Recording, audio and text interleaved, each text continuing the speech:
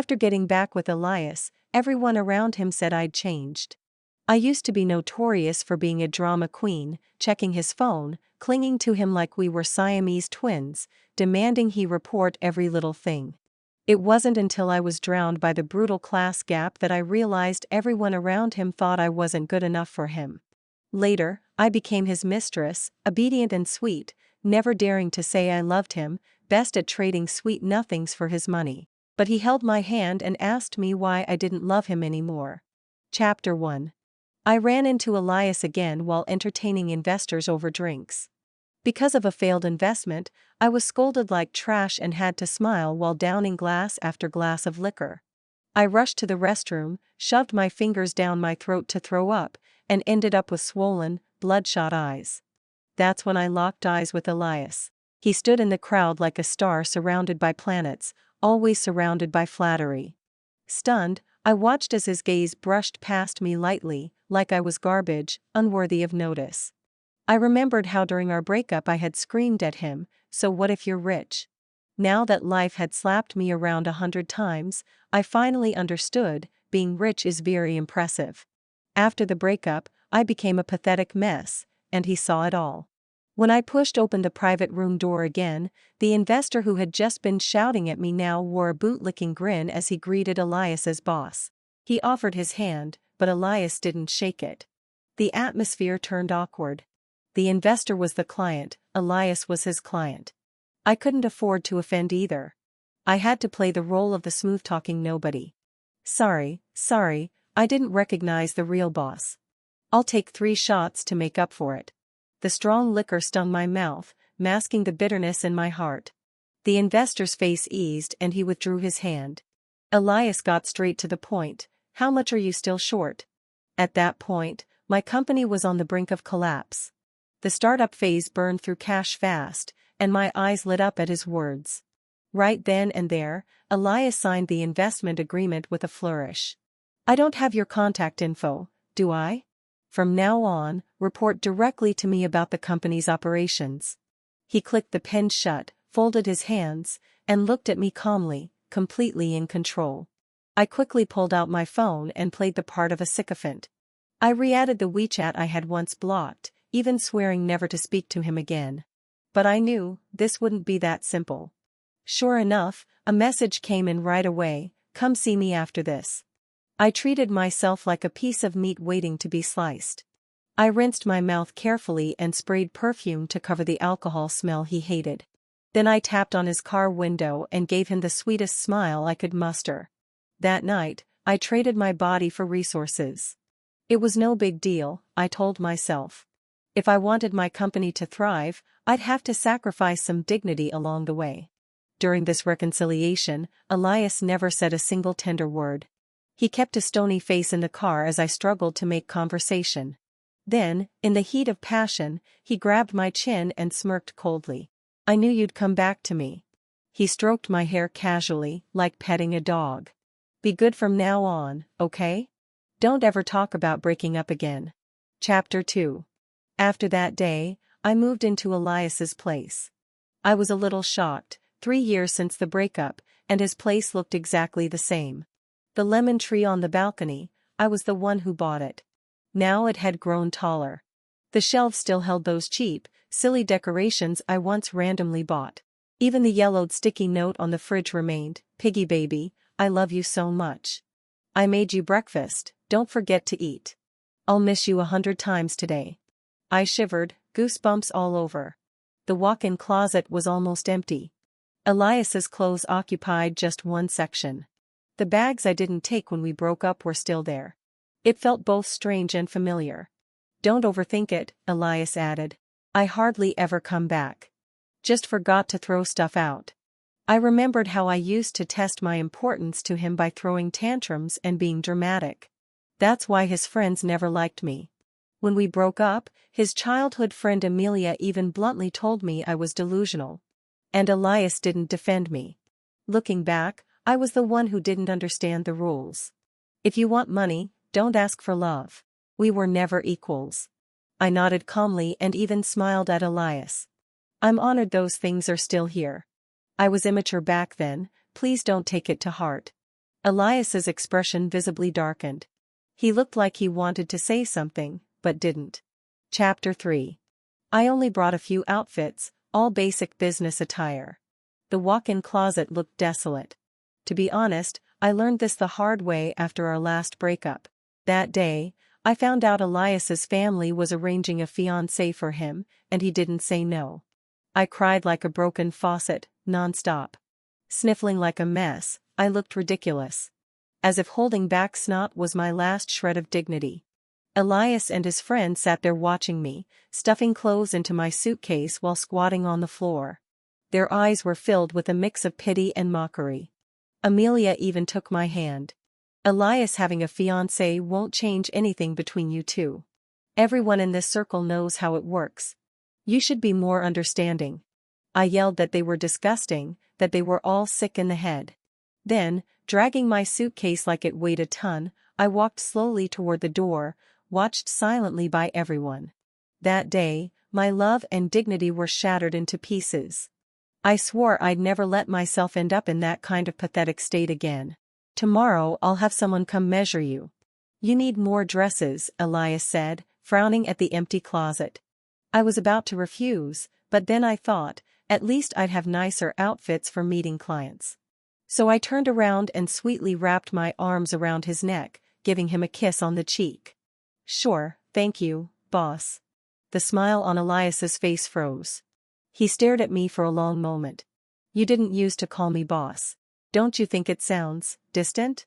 I used to give him tons of cute nicknames. Piggy baby, honey, Mr. Boyfriend, switching it up all the time. Now just thinking about it makes me want to cringe. Later, I realized everyone close to him called him Elias. He never corrected me. But he also never brought me into his social circle. I was always an outsider, awkward and out of place. I turned and smiled at him even sweeter. Sorry, Elias. I didn't mean to miss the detail. But Elias's face darkened even more and he walked out without a word. That infuriating man, impossible to please. Chapter 4. Enemies always cross paths. The next day, just after finishing a tennis match with a client, I ran into Amelia and Elias together. A flicker of awkwardness flashed in her eyes, understandable, since things between us had never been pleasant. I had always felt Elias was too close to her. They'd share the same drink, wear each other's clothes, and Amelia even helped pick out potential wives for him. To me, that crossed way too many boundaries. But Elias found my complaints annoying. I'll never consider a girlfriend more important than my social circle. You have nothing and you bring nothing to the table. That came out of his mouth one night when he was drunk during one of our fights. I dug my nails into my palm to hold back tears. Poverty is already humiliating. Being with someone who doesn't love you adds salt to the wound. But look at me now. I've grown. I can curse Amelia in my head while running up to hug her dramatically. The client wasn't far away, and I wanted him to see, I'm besties with a rich heiress. Amelia hugged me back, even though I knew she was mentally rolling her eyes so hard they almost flew out of her skull. Elias said in the group chat you two got back together. I'm so happy, I missed you so much, Olivia. She gave me an exaggerated air kiss while Elias looked at us completely baffled. I used to hate how they had private group chats without me. Elias wouldn't add me in. He replied to them faster than he ever did to me. And their conversations, I couldn't relate to a single thing. Now, I've learned the value of strategic silence. I was so immature back then. I said some tactless things. That's why I didn't dare reach out. You're not still mad at me, right? I grabbed her hand with fake sincerity, as if we were the closest friends in the universe. Of course not. Remember when your mom was picking out a wife for Elias and asked me to help? I kept thinking you were the best option. Amelia always had a way of coating her knives in sugar. In one casual remark, she reminded me she had real influence in Elias's household, and that after we broke up, he kept looking for more suitable matches. I haven't met with anyone. I'm not looking for a match. Elias had apparently matured too, he finally knew how to lower himself to offer an explanation. He slid a cup of ice cream toward me. Amelia was faster, she scooped a spoonful first. Vanilla's way better than my matcha. She narrowed her eyes and smiled sweetly at Elias. Then Elias handed me the same spoon he had just used. My pupils shook. The man owns a business empire. Can't he afford another scoop of ice cream? Why must we swap saliva? Back then, I loved sharing food with Elias. In hindsight, I chalk it up to a lack of hygiene awareness. Now, absolutely not. Without changing expression, I gently pushed the cup back toward him. Subtle rejection, achieved. Sorry, Elias. I'm on my period. No cold food. Elias waved for a server and ordered me a hot chocolate. If I'm not mistaken, Olivia's allergic to chocolate. Amelia cut in smoothly. Elias stared at me in disbelief, looking for confirmation. Even Amelia remembered this. And Elias, my actual boyfriend, did not. That said everything about how much attention he paid to me when we were together. Good thing I've learned to manage my expectations. With no expectations, there's no disappointment. Chapter 5. As we were leaving the tennis court, I caught sight of a familiar figure on the court. Duncan.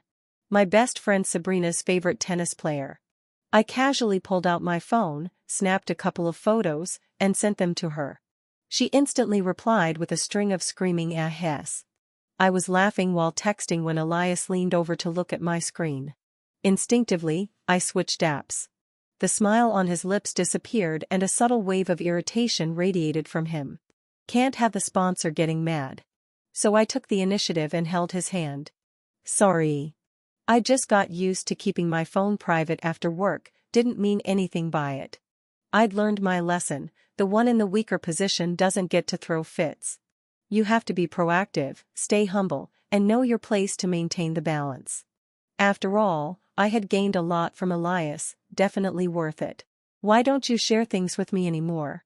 Elias interlocked our fingers and looked down, asking softly.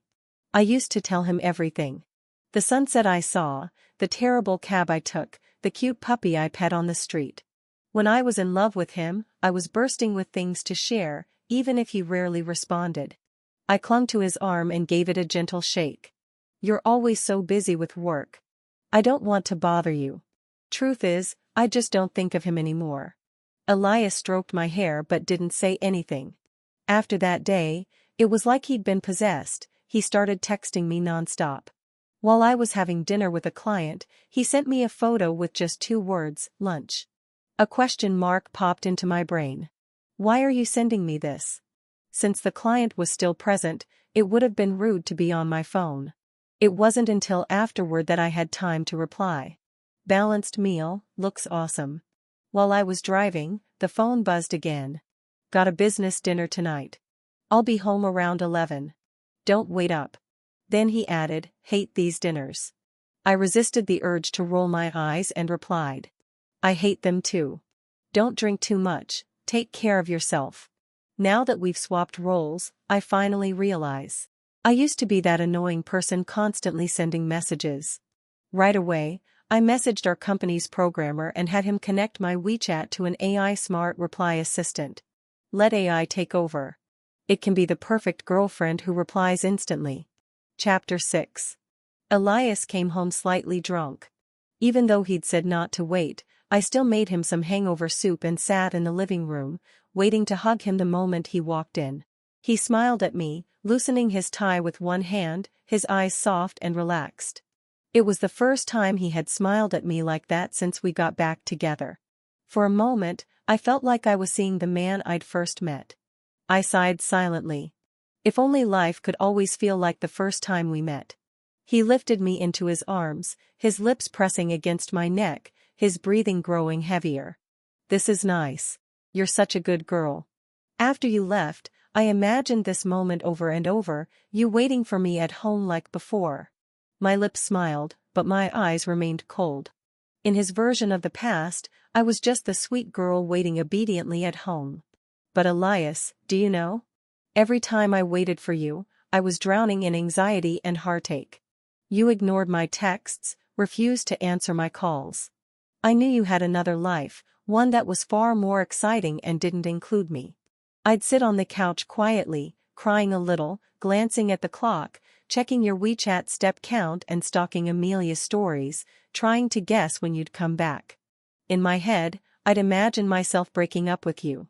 You'd get down on your knees, begging me not to go. But then, I couldn't bring myself to actually end it. I hated how low I'd sunk. But I couldn't stop. All because I loved you. But none of that ever mattered to you. You never even saw it. Could you reward me a little? Hint, I'm kinda broke lately. I buried the cold in my expression and leaned into Elias's chest, focusing on getting what I came for. Our bodies tangled together, heat transferring between us. How about this number? Happy now? He made a transfer. Just as he finished, his phone died and shut off. I counted the zeros behind the amount, grinning as I got up to heat the soup. My phone's dead. Can I borrow yours to call my assistant? He called out from the living room. I answered casually. But then, silence. Soup in hand, I stepped out, only to see him staring at my phone with a dark expression. He held it up, and only then did I realize. He'd seen the AI auto-reply assistant on my WeChat. He cursed and hurled my phone to the floor. A loud crash echoed in the room. So you've just been faking it this whole time? His eyes were bloodshot. He grabbed my shoulders, forcing me to face him. Why are you always so distracted? What the hell am I to you, Olivia? Chapter 7. Fighting is endless and pointless. That's what I learned from our previous relationship. Every time I told him he was dismissive or that he didn't care about me, Elias would give me that impatient look and ask what I wanted this time. From the start, our love had never been equal. He could brush me off like it was nothing. But if I ever did the same, it was treated like a massive betrayal. So I wrapped my arms around him and used a night of intense sex to smother his anger. In the heat of passion, Elias cupped my face. Do you still love me, Olivia? His head nestled into my neck, leaving behind a deep, dark hickey. I want you to treat me like you used to. I closed my eyes. You're drunk. Go to sleep. I was exhausted. So tired of bending over backward, of sacrificing my dignity, just to keep things together. But at least tonight, I didn't want to lie. I quietly got up to clean myself, but he grabbed my wrist. Why don't you ever use the handbag I gave you? I started dressing, buttoning up one by one. Before I could answer, he had already fallen asleep, lashes casting a thick shadow over his eyes. He looked like an angel. But when he's awake, his words cut like knives. Back when I tried to break up with him, he looked me over coldly from head to toe. Equality? What do you even have to be equal with me? Everything you're wearing, I paid for. So I threw my necklace and handbag at him, crying. But he just sneered. Your underwear too. Want to take that off next? A tidal wave of shame swallowed me whole. So I learned my lesson. I gave all the luxury bags he gave me to my clients, to maintain relationships, to build connections. I kept telling myself, be good. Be even better. Get more out of him. That's why I came back, wasn't it? But muscle memory is hard to erase. Some parts of me still clung to dignity I shouldn't afford. Elias and I quietly agreed to never bring up that fight again. He stopped texting me. Now, my WeChat was just rows of money transfers. Until my birthday. Chapter 8. I used to be the kind of girl who lived for rituals. No matter how big or small the occasion, I never missed a single holiday or anniversary. Back then, I was a young girl with all the time in the world to waste. I loved finding any excuse to celebrate with Elias, just to be with him. But Elias was the complete opposite. Olivia, can you stop being so annoying? If you want a gift, just say it. Our lives aren't the same. My hourly rate is 1,000 times yours. After the breakup, I started working and building my own company. Time became a luxury. I slowly began to understand where he was coming from. My schedule got so packed I actually forgot today was my birthday. But I remembered I had a dinner meeting with Duncan, finally. After months of trying, I'd secured time with him. He'd just won a major international tournament, becoming one of the most influential athletes in the game. I wanted to convince him to endorse my brand. Unlike his aggressive style on the court, Duncan was elegant and calm in person. We hit it off instantly, and that night, We locked in the details of our deal. "This isn't the first time we've met," he said, reaching out to shake my hand. I smiled. "I remember, the tennis court." Duncan shook his head. "Much earlier than that." I was caught off guard, trying to recall, and didn't notice the camera filming us from a distance. Chapter 9. Someone took photos of me having dinner with Duncan, and by that night, we were trending on Weibo. My eyes lit up. With Duncan's team's approval, I leaned into the buzz, intentionally keeping the topic hot. Announcing the endorsement deal during peak traffic would give us maximum exposure. But someone else was clearly working against us. They had resources on a whole other level, and in no time, the trend was suppressed. Nothing went as planned. I returned to Elias's place, frustrated. "Where were you?" The house was completely dark. When I turned on the lights, I saw Elias sitting on the couch, looking gloomy and bitter. In front of him was a crooked, lopsided cake. "Sorry, did you wait long?" I tried to hold his hand. He dodged. "Guess I'm just pathetic," he said, his voice cracking. "I actually made you a cake. I wanted to give you a proper birthday. But you were out dining with someone else. You didn't even call me." He yelled at me, his eyes rimmed red. We stared at each other in silence. I swallowed my irritation. Tried to let it go. But in the end, I couldn't. I furrowed my brows and looked at him. Making something by hand doesn't automatically make it special. You were the one who taught me that. I'd done this before. I gave him a blanket I wove myself, cookies I baked from scratch, cherry tomatoes I grew with my own hands. Elias casually shoved them all into some corner. They just sat there, untouched, until they went moldy. What did Elias say back then? "Olivia, when will you get it? The value of something is determined by socially necessary labor time. Stop trying to tell me your handmade stuff is worth anything." When I was making those things, I was thinking of him every moment. All my overflowing affection meant nothing to him. Eventually, I grew up. He taught me to stop being so sentimental. And now, I gave that same sentence back to him, word for word. Why is it that your handmade gift suddenly becomes precious? Is it because you're a CEO? Because you're up on some pedestal and I'm beneath you by default?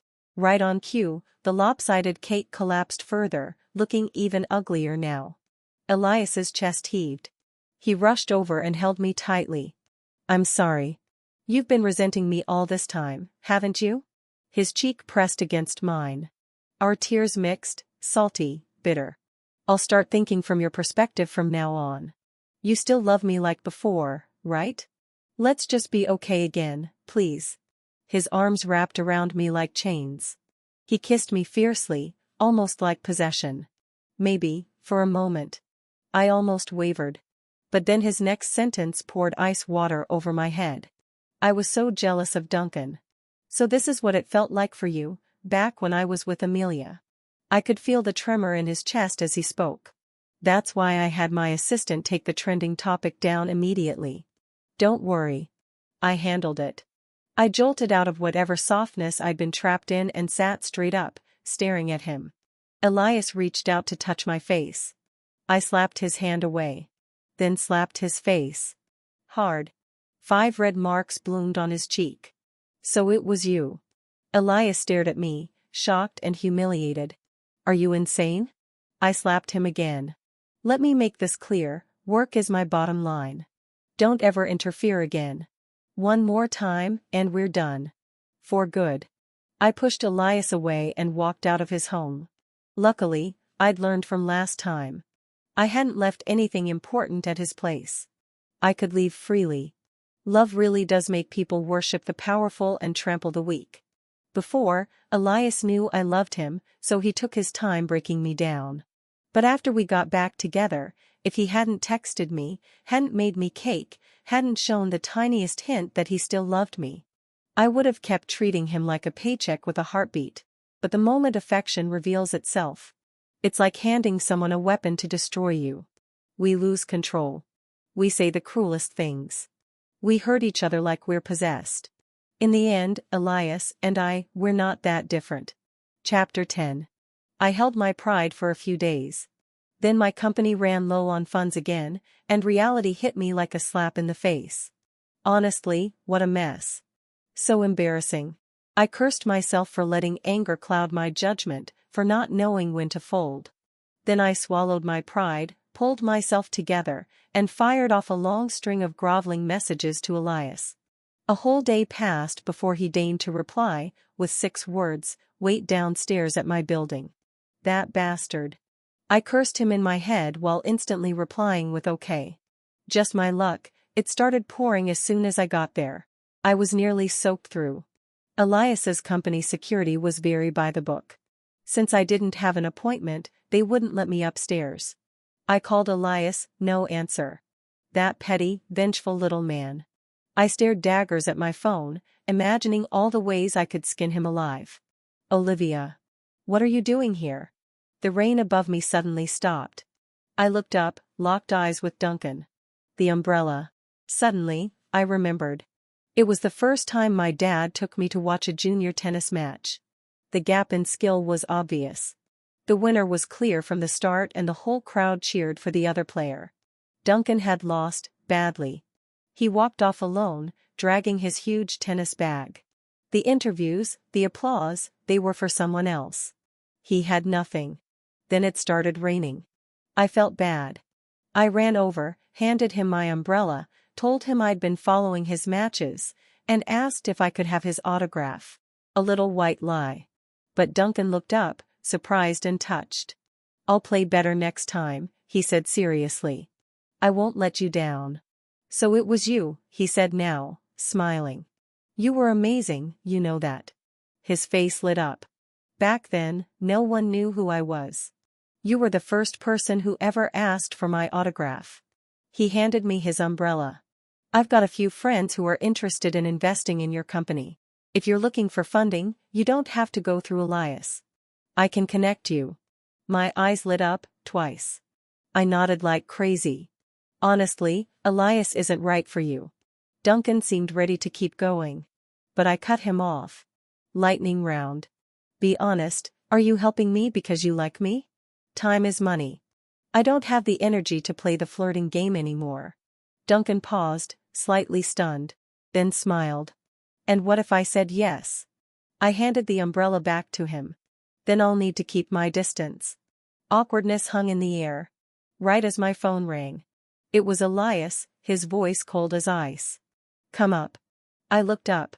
He was standing at the top floor window, face dark and stormy, staring straight at us. Chapter 11. The red mark on Elias's face still hadn't faded. He was wearing a mask. I almost wanted to laugh, but when I saw the tight frown on his face, I held it in. "Feeling better, Elias?" "I feel so guilty. I totally lost it, I don't know what came over me." I reached out and touched his face gently. Elias let out a cold snort but didn't push me away, letting me peel off his mask. "Don't be mad anymore, okay baby? I know I was wrong." I wrapped my arms pitifully around his waist and stood on tiptoes to kiss his lips.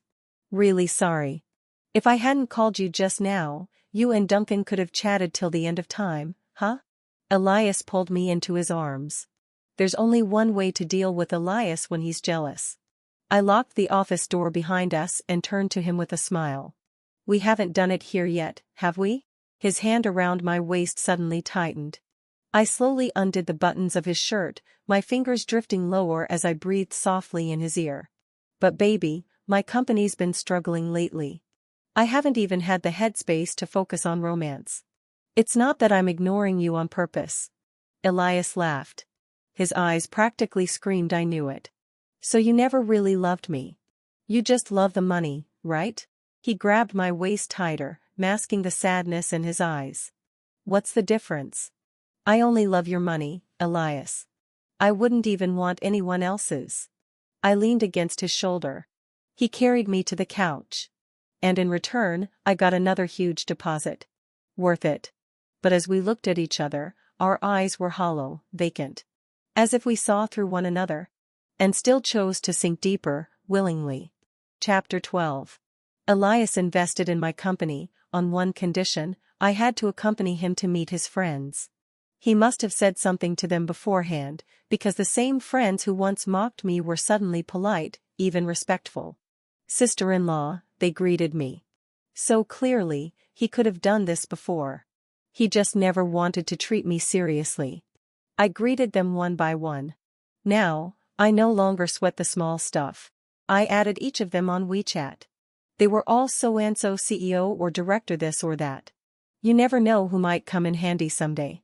Even if it's just for a few likes in their Moments feed. At least it keeps me visible. Elias kept playing with my hand over and over. Don't talk to them too often. He whispered in my ear. I'll get jealous. His childhood buddies all burst into laughter. And I, honestly, felt a wave of disgust. So this is how nauseating I used to sound when I tried to mark my territory. God, making money really is harder than swallowing shit. Chapter 13. Just as the company started to show some signs of life, Elias's mother came to see me. I quietly speculated what she might say. Would it be like in those dramas? Slapping a fat check on the table, telling me to leave Elias. Honestly, if the amount was good enough, I might consider it. I braced myself for battle and went to the meeting. But instead, she began by talking about my company. I repeated all the same exaggerated lines I usually give to investors, delivering them with enthusiasm and flair. I told her how I built the business from the ground up, 0 to 1. I laid out the market potential, my competition analysis, all of it. If you're interested in investing, I added, we'd be more than happy to have you. How wonderful. I like women who have their own careers. Then she changed tone. But we all feel that you and Elias aren't a good match. I propped my chin on my hand and waited for what came next. So if we break up, how much are you offering? She froze, then burst out laughing. I wasn't done yet. We may not think you're suitable, but Elias is insistent. And I admit, you're quite a unique girl. So we've decided to let him be. She slipped a jade bracelet, imperial green and outrageously expensive, onto my wrist. Let's arrange a meal with your parents soon. Have the families meet. You're not getting any younger, and it's best to settle the wedding plans early. My vision darkened for a moment. I wasn't willing to walk away, afraid I'd lose future gains. But getting married? That, I didn't want either. I smiled through my teeth, gave a few vague responses, and once I got home, told Elias I wanted to break up. Simple. Because once we got married, there would be no turning back. And did I love Elias? I wasn't sure. My love had burned itself out long ago. The occasional flicker of old feelings was nowhere near enough to sustain a lifetime together. Elias's shoulders slumped as he looked at me in silence. Olivia, you really are the weirdest person I've ever met. I silently turned to leave. Only to realize he'd locked the door. This is illegal detention, you know that? Furious, I slapped him across the face. Second time's easier. This time, I knew exactly how to make it hurt. Elias leaned in, still smiling. Go on. Hit me. Hit me all you want. But we're not done. He coiled around me like a cold, venomous snake, holding me tight. We'll never be done. Chapter 14. Elias confiscated all my electronics and took me to a remote island for vacation. It was the same place I used to dream of visiting with him. I said I wanted to see the sunset, learn to dive, surf with him. Back then, Elias never had time. Now, he was the complete opposite. Even after exhausting me at night, he still had the energy to carry me out to see the sunrise. Unfortunately, the weather didn't cooperate. It rained for days and the skies were gloomy. We sat in silence. I cleared my throat. After we broke up, I came here once, with Sabrina. I was a mess. Heartbroken. Eyes swollen from crying, vision blurred, no energy to do anything. Sabrina scolded me for being lovesick. Why do you need a boyfriend to do anything? Whether you go or not, the view will always be there. So I dragged myself here and ended up witnessing the most beautiful sunset I'd ever seen. As the sun dipped below the horizon, I suddenly burst into tears. That moment made my world feel bigger. Finally, it wasn't just about love anymore. So I'm always late, aren't I? Always one step behind. Elias looked tired. His eyes were bloodshot. I knew he hadn't been sleeping. He kept waking up at night, checking over and over if I was still beside him. But I didn't really care. He held my hand and kissed it gently. But can't you give me just one last chance? Let me make it up to you. I won't fail you again. I shook my head. None of us were really wrong. It was just that love had missed its timing. Chapter 15. The night before we left the island, the hotel suddenly started shaking violently. Elias shook me awake in panic. Earthquake. I shot up and saw pure terror in his eyes. I had a curse ready to unleash, but it stuck in my throat. If he hadn't dragged me to this godforsaken place, I wouldn't be in this mess. But this wasn't the time to argue. The entire building swayed like it might collapse. I didn't notice the chandelier above us until it came crashing down. Elias reacted instantly, pulling me into his arms and shielding me with his body. Blood everywhere. Elias! I screamed, rushing to check his injury. There was a deep gash across his lower back. I tore off my shirt to press against the wound and stop the bleeding. But the blood just wouldn't stop. Elias's lips grew pale. I frantically called for emergency help, begging him not to fall asleep.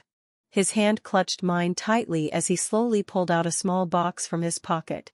An engagement ring. I remembered it. I'd seen it in his study drawer right after we got back together. So, he had it ready all along. Tears shimmered in his eyes. His lips trembled. In the face of disaster, power and wealth meant nothing.